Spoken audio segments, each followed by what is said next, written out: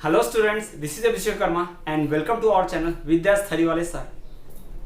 So students, आज हम आपके लेकर आए हैं क्लास 8 सिविक्स का 4th चैप्टर अंडरस्टैंडिंग लॉज, जिसका हम आज first video lecture cover up करने वाले हैं। जी हाँ, हम सिविक्स के अंडरस्टैंडिंग लॉज चैप्टर की बात करने वाले हैं। इसके पहले हमने वाइड वीड नाइट पार्लियामेंट पूरा वीडियो लेक्चर कवर अप कर लिया है और आज हम पढ़ेंगे अंडरस्टैंडिंग लॉज के बारे में। जी हाँ, हम पढ़ेंगे कि लॉज क्या होते हैं, हम लॉ को समझेंगे।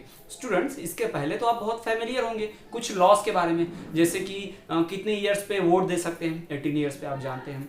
आपने भी देखा होगा कि मर्डर नहीं करना चाहिए तो सज़ा होती है अगर करेंगे तो। आपने भी देखा होगा कि प्रॉपर्टी को बेचने का, घर वगैरह बेचने का, ज़मीन बेचने का भी लॉ होता है ना। हर कुछ ऐसे नॉर्मल लॉज के बारे में आप जानते हैं कि किस एज पे शादी होती है, इस तरह के लॉज को आप जानते हैं। ठीक, तो हम यही डिस्कस करने वाले हैं कि लॉ को कौन बनाता है। इससे पार्लियामेंट वाले हमने चैप्टर में पढ़ा था कि पार्लियामेंट फॉर्मुलेट द लॉ, कि पार्लियामेंट लॉ बनाती है। ठीक, और फिर हमने ये देखा कि उसमें सुप्रीम कोर्ट भी कभी कभी इंटरफेयर करता है, वो भी मॉनिटर करता है। ये सारी चीज हमने देखा। तो ये जो लॉज बनते हैं, जैसा कि हमने अपने पिछले chapter why do we need parliament में पढ़ा कि जो लॉज बनते हैं, क्या वो लॉज सभी के लिए इक्वली लागू होते हैं? Does law applicable to all? क्या लॉ सभी के ऊपर लागू होता है, सब पर एक जैसा लागू होता है? और क्या कोई लॉ कॉन्ट्रोवर्शियल होता है? Does any law is controversial? कोई बहुत ही विवादास्पद लॉ, यानी कि जिसके ऊपर लोग बहुत गुस्सा कर रहे हैं, गवर्नमेंट को पसंद नहीं कर रहे, उस लॉ को लोग पसंद नहीं कर रहे हैं, किसी के लिए अच्छा है किसी के लिए बुरा है, ऐसा भी कोई लॉ होता है क्या? इसी की बात हम करने वाले इस चैप्टर में। तो आज का वीडियो बहुत ज्यादा अमेजिंग और इंटरेस्टिंग होगा, वीडियो के एंड तक बने रहिए। तो चलिए बिना किसी देरी के आज के इस अमेजिंग वीडियो को हम शुरू करते हैं। सो स्टूडेंट्स, हमारा टॉपिक है अंडरस्टैंडिंग लॉज।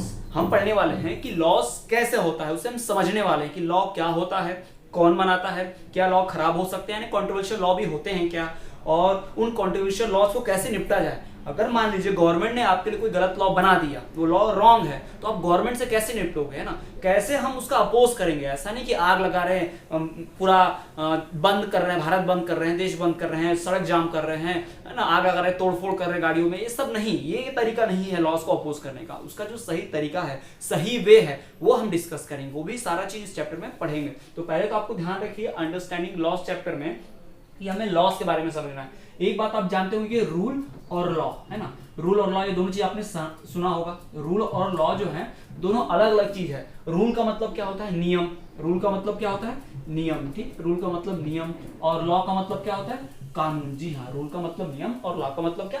कानून। तो नियम तोड़ने पर सजा नहीं होती है ना? जरूरी नहीं कि सजा हो ही जाएगी, ऐसा नहीं कि सजा नहीं। तो इससे आपके क्लास में रूल होगा कि सब शांत बैठेंगे, होमवर्क करेंगे, लेकिन आपने अगर होमवर्क नहीं किया तो टीचर ने पनिशमेंट देगी। ये रूल है आपके क्लास का, मान लीजिए। ठीक है, तो ऐसा नहीं है कि आपको जेल में डाल दिया जाएगा इसके लिए, नियम तोड़ने के लिए आपको फांसी हो जाएगी, ऐसा नहीं है। ठीक, और लेकिन कानून आपने तोड़ा, जैसे कि मर्डर कर दिया, तो ऐसा नहीं कि आपको छोड़ दिया जाएगा, उसमें भी आपको सजा होगी। यानी कानून जो है वो हमारे कॉन्स्टिट्यूशन के हिसाब से होता है, पार्लियामेंट बनाती है। और रूल जो है कॉन्स्टिट्यूशन के हिसाब से नहीं होता है। रूल क्या होता है? वो हम लोग अपने सुटेबिलिटी के हिसाब से, है ना, हमारे लिए कौन सा रूल अच्छा होगा उसके हिसाब से। जैसे आपके घर में रूल होगा कि आपके घर में कोई 7 बजे के बाद रात में आप बाहर खेलने नहीं जा सकते, ऐसा होता है ना। पेरेंट्स रखते हैं अपने बच्चों के लिए रूल कि इतने ही घंटे टीवी देखना है, इतने ही घंटे मोबाइल चलाना है। इस तरह के रूल्स होते हैं हमारे अपने अपने घर में अलग अलग तरीके से, है ना, अपने अपने सुविधा के अनुसार। यानी रूल्स को हम मैनिपुलेट कर लेते हैं अपनी सुटेबिलिटी के हिसाब से, लेकिन लॉ को सुटेबिलिटी के हिसाब से चेंज नहीं कर सकते। कि आपको मर्डर करना अच्छा लगता है तो आप चेंज कर दीजिए लॉ कि मुझे मर्डर करना अच्छा लगता है तो मेरे मर्डर करने पे कोई सजा नहीं होगी। इस तरह का चीज नहीं हो सकता ना। लॉ को हम मैनिपुलेट नहीं कर सकते, चेंज नहीं कर सकते, जबकि रूल जो है अपनी सुविधा के अनुसार चेंज किया जा सकता है। तो आई होप आपको कि रूल और लॉ के बीच डिफरेंस समझ गया होगा क्लियरली। ठीक है, ये तो हो गए रूल और लॉ की बात। तो चलिए अब हम डिस्कस करते हैं कि क्या लॉ सभी के ऊपर एक जैसा लागू होता है? Do laws applicable to all, है ना? क्या लॉ सब पे लागू होता है? और सब पे लागू होता है तो इक्वली लागू होता है क्या? कि ऐसा है कि नहीं, मिनिस्टर का बेटा है तो उसके लिए लॉ नहीं होगा, वो ट्रैफिक रूल तोड़ सकता है, ऐसा होता है क्या? कोई नॉर्मल आदमी, कॉमन मैन है तो वो ट्रैफिक सिग्नल नहीं तोड़ सकता, ऐसा कुछ होता है क्या? इन सब के बारे में हम डिस्कस करते हैं। सो स्टूडेंट्स, सबसे पहला सवाल यही है, क्या लॉ सभी पर लागू होता है? Do laws apply to all? Is law applicable to all? क्या सभी लोगों पर लॉ लागू होता है? ऐसा नहीं कि लॉ बनाने वाला जो प्रेसिडेंट है उसके ऊपर लॉ लागू नहीं होगा, उसने लॉ बना दिया कि मर्डर करना क्राइम है तो प्रेसिडेंट कर ले चलेगा, ऐसा कुछ नहीं।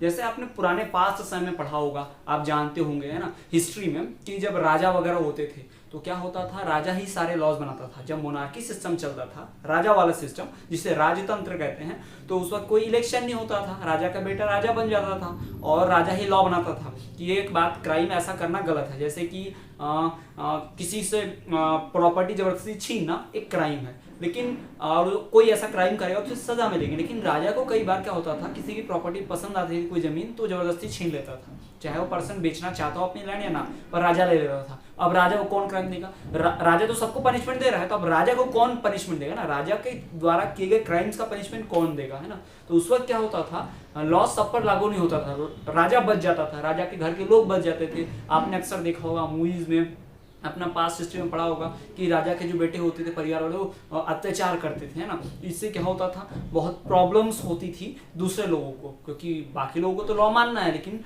उसके जो परिवार वाले हैं, जब राजा खुद है, वो लॉ नहीं फॉलो करता था। तो that means at that time law was not applicable to all, है ना। उस समय क्या होता था कि लॉ सब पर लागू नहीं होता था। क्या आज भी ये समय में होता? नहीं, बिल्कुल नहीं। प्रश्न यही है कि क्या लॉ सबके ऊपर लागू होता है? तो जी हाँ, बिल्कुल। हमारे संविधान में जो भी नियम लिखे हैं, हमारे कॉन्स्टिट्यूशन में जो भी नियम कानून बनाए गए हैं, वो सबके ऊपर समान रूप से लागू होते हैं। चाहे वो प्रेसिडेंट हो, चाहे वो सुप्रीम कोर्ट का जज हो, चाहे आप हो, चाहे हम हो, कोई भी पर्सन हो, हर एक के ऊपर लॉ सही तरीके से लागू होता है। चाहे वो किसी मिनिस्टर का ही बेटा क्यों ना हो, प्रेसिडेंट ही क्यों ना हो, चाहे एक रोड पे चलता हो भिखारी ही क्यों ना हो, हर एक पर लॉ सेम लागू होता है।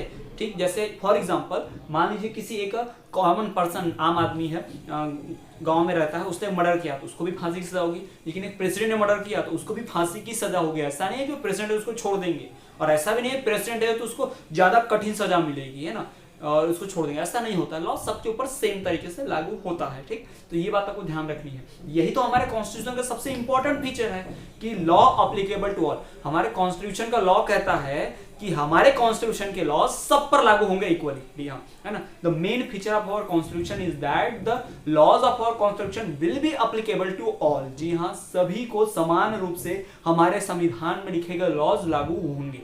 तो ये बात क्लियर है। यहाँ पर सबसे पहला फीचर, सबसे इंपॉर्टेंट फीचर किसका है? हमारे संविधान का, हमारे कॉन्स्टिट्यूशन का। ये बात आपको ध्यान रखना पूरी तरीके से। ठीक, अभी हम आपको छोटा सा एग्जांपल देते हैं, आपके बुक में भी दिया गया है। क्या होता है, एक मिनिस्टर है ना, उसका बेटा क्या करता है, क्राइम कर देता है, उसके बेटे के हाथों से गाड़ी चलाते वक्त एक्सीडेंट हो जाता है। ठीक, और फिर वो मंत्री क्या करता है, अपने बेटे को बचाने की कोशिश करता है। क्या पुलिस उसके बेटे को नहीं पकड़ेगी? क्या उसके बेटे के ऊपर केस नहीं चलेगा? क्या उसे जेल नहीं होगी? जी बिल्कुल होगी। क्यों? वो भले ही मिनिस्टर का बेटा है, लेकिन वो क्या है, इंडियन सिटीजन है। उसको भी वही लॉ फॉलो करने पड़ेंगे जो एक कॉमन सब्जी बेचने वाले को, रोड पे चलने वाले को फॉलो करने पड़ते हैं, और एक जो मिनिस्टर के बेटे को फॉलो करने पड़ते हैं। जी हाँ, बिल्कुल, सभी के ऊपर लागू होगा। ठीक, तो ये सारी चीजें होती हैं।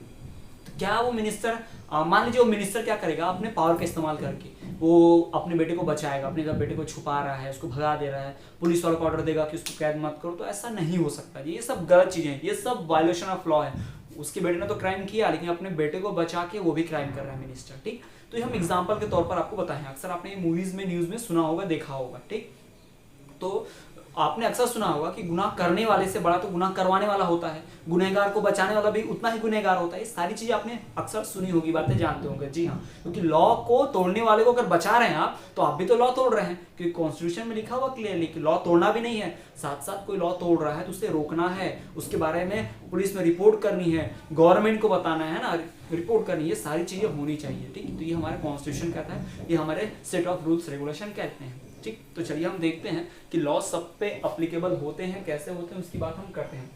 सबसे पहला point, the most important feature of Indian constitution is that all persons are equal before law. जी हाँ, हमारे संविधान का सबसे पहला और सबसे मोस्ट इंपॉर्टेंट, बहुत ही महत्वपूर्ण बात क्या है, सबसे मेन खास बात क्या है, मेन बात क्या है कि जो भी लॉ होंगे, that all persons are equal before law, कानून की नजर में सब समान है ना। आपने अक्सर देखा होगा कोर्ट में वो जो न्याय की देवी रहती है, व्हाइट कलर की मूर्ति होती है, उनके हाथ में तराजू होता है और उनके आंखों पे ब्लैक कलर की पट्टी बनी होती है। आपने कभी सोचा वो ब्लैक कलर की रिबन पट्टी क्यों बनी है? वो इसलिए कि जो भी पर्सन कोर्ट में आ रहा है न्याय की देवी जो होती है, न्याय की मूर्ति, गॉडेस ऑफ जस्टिस, उनके नजर में सब समान है। जो भी आ रहा है, चाहे मिनिस्टर आए, चाहे कॉमन मैन आए, चाहे प्रेसिडेंट ही आ जाए, चाहे उनका बेटा आ जाए, चाहे मेल आए, फीमेल आए, कोई भी आए, वो आंख हमेशा बंद करके न्याय करती है। यानी इसका मतलब ये है किसी में भेदभाव नहीं करती। उनको नहीं जानना है कि कौन पर्सन आया है, उनको बस यही दिखता है कि क्रिमिनल आया है, उसने क्राइम किया है, उसको सजा देनी है। सो स्टूडेंट्स, हम हमारे लॉ के दूसरे फीचर का डिस्कस करते हैं। सबसे पहला फीचर हमने ये देखा हमारे कॉन्स्टिट्यूशन का लॉ का, कि law is equally applicable to all. जी हाँ, every person are equal before law, है ना, सभी के सभी लोग क्या होते हैं, कानून की नजर में सेम होते हैं, कानून की नजर में समान होते हैं, और सब पे एक जैसा ही लॉ लागू होता है। पहला ये होगा। दूसरी बात, law can not discriminate anyone on the basis of religion, caste, gender, place of birth etcetera. जी हाँ, लॉ कैन नॉट डिस्क्रिमिनेट, कानून किसी के साथ भेदभाव नहीं करता, है ना, किसी के साथ भेदभाव नहीं कर सकता। किसके आधार पर? Basis of religion. किसी का रिलीजन कुछ और है तो उसको सजा दे दो, किसी का रिलीजन कुछ और तो सजा मत दो, ऐसा नहीं होना चाहिए। किसी का कास्ट दूसरा है, किसी का कास्ट दूसरा है, तो एक कास्ट वाले को सजा दे रहे, एक को नहीं दे रहे, जबकि दोनों ने सेम क्राइम किया है, तो ऐसा भेदभाव नहीं किया जा सकता। जेंडर, ऐसा नहीं कि मेल है उसने मर्डर किया है तो उसको फांसी चढ़ा दो, फीमेल है तो उसको भाई मत फांसी पे चढ़ाओ, ऐसा कुछ नहीं हो सकता। उसको सजा नहीं दे रहे, छोड़ रहा है, ऐसा नहीं होता हमारे यहाँ, ठीक। प्लेस ऑफ बर्थ, कि एक पर्सन कोई यूपी बिहार में जन्मा हुआ है तो उसकी वैल्यू कम है, उसको लॉ, वो क्राइम करे उसको सजा दे दो, जबकि कोई महाराष्ट्र में है, एमपी में है, दिल्ली में जन्मा हुआ है, उसका बर्थ प्लेस, उसको सजा मत दो, ऐसा नहीं होता। हमारे यहाँ पर्सन चाहे किसी धर्म का हो, किसी जाति का हो, किसी भी जेंडर का हो, किसी भी लिंग का हो, और उसकी पैदाइश की स्थान भी कहीं का भी हो, जन्म स्थान भी कहीं का भी हो, लॉ उसको लागू होगा, चाहे कुछ भी हो, उससे कोई मतलब नहीं है। अगर उसने लॉ तोड़ा है तो उसको सजा मिलेगी वही जो हर किसी को मिलनी चाहिए लॉ तोड़ने पे, ठीक। तो law can not discriminate anyone, यानी कि कानून किसी से भी भेदभाव नहीं करता। किस आधार पर? ना धर्म के आधार पर, ना जाति के आधार पर, ना लिंग के आधार पर, ना ही जन्म स्थान के आधार पर। जी हाँ, law can not discriminate anyone on the basis of religion, caste, gender और प्लेस ऑफ बर्थ एक्सेट्रा। जी हाँ, इन सब पे किसी भी तरह कोई भेदभाव नहीं किया जा सकता। लॉ सबके ऊपर इक्वली लागू होता है, सबको समान लागू होता है और सबको मानना ही पड़ता है। ये हम बात कर रहे हैं लॉ के खासियतों की, ठीक। तीसरी बात, law apply to all equally, no one is above the law. जी हाँ, लॉ सभी को समान रूप से लागू होता है, कोई भी कानून से बढ़कर नहीं है। अक्सर आपने डायलॉग सुना होगा मूवीज में, पुलिस लोग बोलते हैं, कोर्ट में जज लोग बोलते हैं, वकील लोग, है ना, कानून से बढ़कर कोई नहीं होता है ना, लॉ सबके ऊपर लागू होता है। चाहे लॉ बनाने वाला ही खुद, जैसे हमारे कॉन्स्टिट्यूशन मेकर्स यानी कि बाबा साहब अम्बेडकर जी, उन्होंने लॉ बनाया था, ठीक, तो वो भी लॉ को फॉलो करते थे। ऐसा नहीं कि उन्होंने लॉ बनाया तो वो लॉ फॉलो नहीं करते थे, नहीं, वो भी लॉ फॉलो करते थे। हमारे डॉक्टर राजेंद्र प्रसाद जो प्रेसिडेंट भी थे, वो भी लॉ बनाने में शामिल थे, कॉन्स्टिट्यूशन बनाने में। तो ऐसा नहीं कि वो कॉन्स्टिट्यूशन बनाने में शामिल थे, लॉ बनाए तो वो लॉ को फॉलो नहीं करते थे, उन्हें भी लॉ फॉलो करना पड़ता था। चाहे गांधी जी हो, भगत सिंह हो, सुभाष चंद्र बोस हो, राजगुरु, सुखदेव, कोई भी हो, सभी को लॉ फॉलो करना पड़ता था। और आज भी जितने भी लोग हैं, चाहे हमारे मिनिस्टर्स हैं, prime minister, president, chief minister, हमारे पुलिस वाले ही क्यों ना हो, हमारे जजेस ही क्यों ना हो, कॉमन मैन हम और आप ही क्यों ना हो, हम सभी को लॉ इक्वली फॉलो करना होता है। और हम में से कोई भी लॉ से बड़ा नहीं है ना, लॉ सबसे ऊपर है, हमें लॉ को मानना ही पड़ता है। चाहे प्रेसिडेंट हो उसे भी लॉ मानना पड़ेगा, पुलिस वाला हो लॉ मानना पड़ेगा, आर्मी वाला हो उससे भी लॉ मानना पड़ेगा, टीचर हो लॉ मानना पड़ेगा, स्टूडेंट हो लॉ मानना पड़ेगा, हर एक को लॉ फॉलो करना पड़ेगा। They must, everyone should must obey the law, हमें लॉ को मानना ही पड़ेगा। और एनी क्राइम और violation of law has a specific punishment. जी हाँ, हमारे संविधान में लिखा है कि कोई भी अगर कानून तोड़ता है, कोई एक जुर्म करता है ना, एनी क्राइम, कोई भी क्राइम करेगा, जुर्म किया, या फिर वायलेशन ऑफ लॉ, यानी नियम, हमारा जो कानून उसको तोड़ा, कानून को अपने हाथ में लिया, तो हैज ए स्पेसिफिक पनिशमेंट, यानी जिस तरह का कानून तोड़ा है उसी तरह की सजा मिलेगी। जैसे कि मान लीजिए किसी ने किसी को थप्पड़ मारा है, तो इसका मतलब ये नहीं है कि उसको फांसी पे चढ़ा दिया है थप्पड़ मारने वाले को, उसको इतनी बड़ी सजा नहीं मिलेगी। थप्पड़ मारा है तो उसको कोर्ट में ले जाया जाएगा, उसको कुछ महीनों की जेल होगी, या हो सकता है कि अटेम्प्ट टू मर्डर है, ज्यादा जोर से मारो, जान लेने की कोशिश की हो तो उसे अटेम्प्ट टू मर्डर में ज्यादा साल तक जेल होगी। बड़ा क्राइम होगा तो ज्यादा सजा, बहुत ही बड़ा क्राइम किया है जैसे मर्डर कर दिया है ना, तो इसमें फांसी की सजा भी होती है, उम्र कैद की सजा भी होती है। यानी पर्टिकुलर स्पेसिफिक क्राइम के लिए स्पेसिफिक पनिशमेंट हमारे कॉन्स्टिट्यूशन में लिखा हुआ है, ठीक। There is a process through which guilt will be established on the person। जी हाँ, एक पर्टिकुलर प्रोसेस है हमारा, एक पूरी नियम बना हुआ है, पूरा तरीका बना हुआ है कि इसी तरीके से सजा मिलेगी दोषी को। ऐसा नहीं कि आपको किसी ने किसी का मर्डर कर दिया मान लीजिए, तो उस आरोपी को, उस मर्डरर को, ऐसा नहीं कि पुलिस डायरेक्ट फांसी पे चढ़ा देगी, पुलिस गिरफ्तार करेगी, रिपोर्ट बनाएगी, कोर्ट ले जाएंगे, सुनवाई होगी, और जिसने क्राइम किया उसको मौका मिलेगा बोलने का कि उसने क्यों किया, उसने किया है कि नहीं किया है, अपनी सफाई में सबूत वगैरह देने का सब प्रॉपर मौका मिलता है। पूरी प्रोसेस होती है ना, आपने मूवीज में अक्सर देखा होगा, और आगे के वीडियो लेक्चर में पूरा डिस्कस में हम डिटेल में कर लेंगे इसको डिस्कस अच्छे से। लेकिन अभी क्या आप ध्यान रखिए कि हमारे यहाँ किसी को भी आरोपी ठहराने का, किसी को भी सजा देने का पूरा क्या है, प्रोसेस है ना। There is a process through which guilt will be established. Guilt मतलब क्या होता है, आरोप होता है ना, उसने जो क्राइम किया है उसका दोष लगाना उसके ऊपर पूरी प्रोसेस के थ्रू होता है। ऐसा नहीं कि बस किसी को भी बोल दिए उसको फट से फांसी चढ़ा दे रहे, नहीं, पूरा प्रोसेस होगा, जुर्म साबित किया जाएगा, सबूत गवाह पेश होंगे, डिस्कशन होगा, फिर जज फैसला देगा, फिर उसको सजा दी जाएगी। ठीक है, तो ये सारी चीजें होती हैं कहाँ पर, हमारे कॉन्स्टिट्यूशन में, लॉस के बारे में सब कुछ हमारे यहाँ फॉलो होता है। तो आपके सामने यहाँ पर पॉइंट्स क्लियर है। हमारे कॉन्स्टिट्यूशन का सबसे इंपॉर्टेंट फीचर कि लॉ के आगे सभी पर्सन्स इक्वल है ना, कि Indian constitution all persons are equal before law, कानून के नजर में सब समान है, पहली बात। दूसरा कि लॉ कभी डिस्क्रिमिनेट नहीं करता किसी भी पर्सन से। लॉ उसके जेंडर के बेसिस पे, कास्ट के, रीजन के, प्लेस ऑफ बर्थ के बेसिस पे, कभी भी कलर पे, है ना, कि ऐसा कुछ पे भी डिस्क्रिमिनेट नहीं करेगा, सब कुछ सेम लागू चाहे वो कैसा भी हो। तीसरा, लॉ सबको समान लगता है, कोई कानून से बड़ा नहीं होता। Law is applicable to equally everyone, no one is above the law, कानून से बढ़कर कोई नहीं है। चौथा, किसी भी क्राइम का एक स्पेसिफिक पनिशमेंट है। जी हाँ, अलग अलग क्राइम तो उसी तरह का उसको क्या मिलेगा, पनिशमेंट, सजा भी मिलेगी। और इस सजा देने की जो प्रोसेस है, आरोप लगाने का जो प्रोसेस है, ये सब क्या है, प्रोसेस के थ्रू होता है ना। एनी गिल्ट है, किसी भी आरोप को लगाने का पूरा एक प्रोसेस है। ठीक, तो ये हमने बात कर ली कि do laws apply to all, ये हमने पढ़ लिया। आप इसका स्क्रीनशॉट लीजिए या पॉज करके नोट कर लीजिए, तो आपको नोट्स बनाते चलना है।